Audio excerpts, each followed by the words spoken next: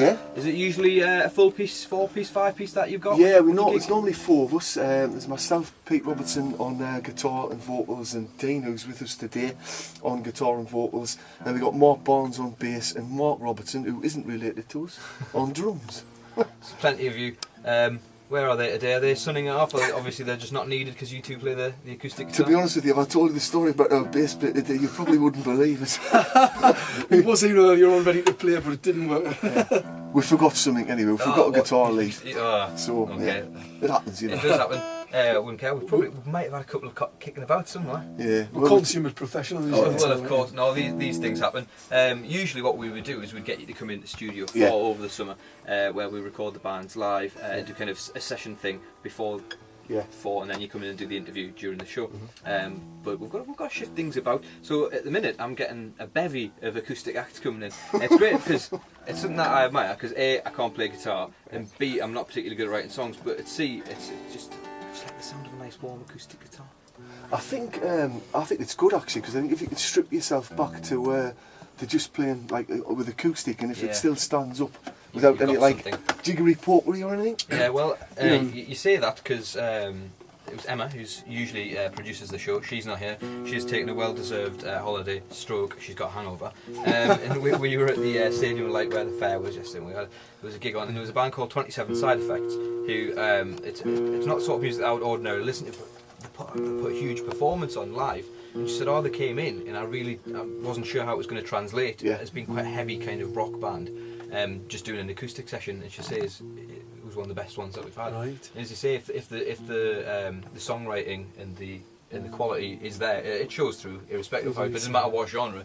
Bring a guitar and you play it if you've got the songs and the exactly. The melody. Sorry, you're retuning your guitar as you're trying to do an interview. Yeah, no, that's all right. You demonstrate how live it is. Well, exactly. But yeah, as you say, if the musicianship shows through, you're definitely onto something. If you don't mind me saying, you're slightly older gentlemen than what we usually get in. We've often got kids who are younger than me. I'm 26 and I often feel that I'm the oldest one in the room. So it's a bit refreshing to feel like I'm not necessarily one of the youngest. Oh, drat up my money back. How long have you been together? How long have you been playing for? Well, we're actually brothers, so I think quite a while. You don't look like brothers. Yeah, well, one of us is the milkman, as you used to say. We've been around for ages, to be honest. We've been around in a couple of different guises. We started off life way back in the 80s as a band called the Faithful Colours. We then went through the 90s as a band called Colourist. You like your colours then? Yeah, and then we thought, so it's like thread. And believe me, it was really hard to get a name that linked to colours with this last one, but we got there in the end. Is there any reason, or is that the rhyming reason for why you call it? Just keep the colours. To be honest with you, we like the idea of keeping the continuity together, so there's something that attached the band. But basically, there's a group of painters, 19th century painters, called the Colourist movement. Right. Sort of impressionist painters that we came across and like that, and hence. Is that like Monet, that style? No, from Edinburgh, to be honest, like Scottish, you know, and it kind of we sort of explore the idea, sort of kind of like the paintings as well as it happened. There's one on the front cover of the CD. I love a backstory. You've got a CD. Let's have a look at that. Yeah, your very own now. Oh, I do like that. That is very nice. That is by a guy called John Duncan Ferguson, the painting on the cover of the album. Not Duncan Ferguson, ex-Newcastle and Everton. No, not Duncan. But he was Scottish as well. He was Scottish, yeah. Might have been related. Might have been. So this is a new CD, is it? It is. It's the first album that we've brought out from the band. It's literally just come out a few weeks ago. You can buy it on our website. This is www.colourist.project.co.uk. I said, or you can download it via there as well.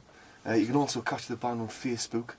If you just do a word search or whatever on Friends for the Colourist Project. If it's going on what I've heard there, and if it's going on, I think this matches. This doesn't work on radio, but I think the sound that you've got there, from what I hear live, matches the cover as well, which is always good. You know what I mean? The two tie in, and I like that. That's always good. It's nothing worse than picking. I like that cover, and you listen to the band, like, they're rubbish. Or there's a band and they bring one out which is just completely different to what they sound like. I think it's good to have a. Do you know what it is, Nathan? I think you've hit the nail on the head, because I think I don't want to go all style over substance and stuff like that, but I think things like that really matter. Yeah. Do you know what I mean? Definitely. And I think we try to keep the continuity on things like the website and Facebook and stuff like that, because I think you know, we're a couple of old mods. I think image is important, you know. That's Image is it. important. This is it really, so. I was always mods over rockers. I've seen Quadrophenia.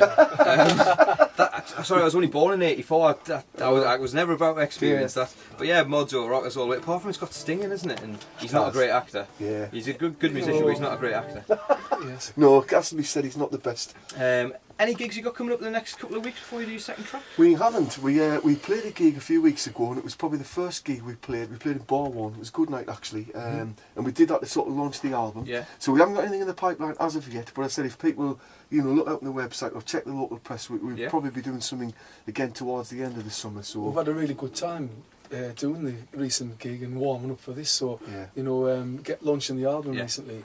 So we'll be doing something. We're really getting the hunger back to gig again. Yeah. So we're looking for gigs, but we're also a main project for the moment is we're starting our second album, aren't we? Right. Yeah, Okay. so starting to First record one's again. just out. You start the second one. it took us about 3 years to do that. So, you know. Right. Never mind. 3 years is fine. Yeah. Rush the next one out. Arctic Monkeys did that. Oasis did it for 3 albums. Yeah. You got your first one, takes a while. Quickly pedal the second stuff out. As long as it was, you probably used stuff that didn't make it on the first album. Just push it on the second album. That's what they did. What's the second track that you're doing? Is this another one from the Second album? track is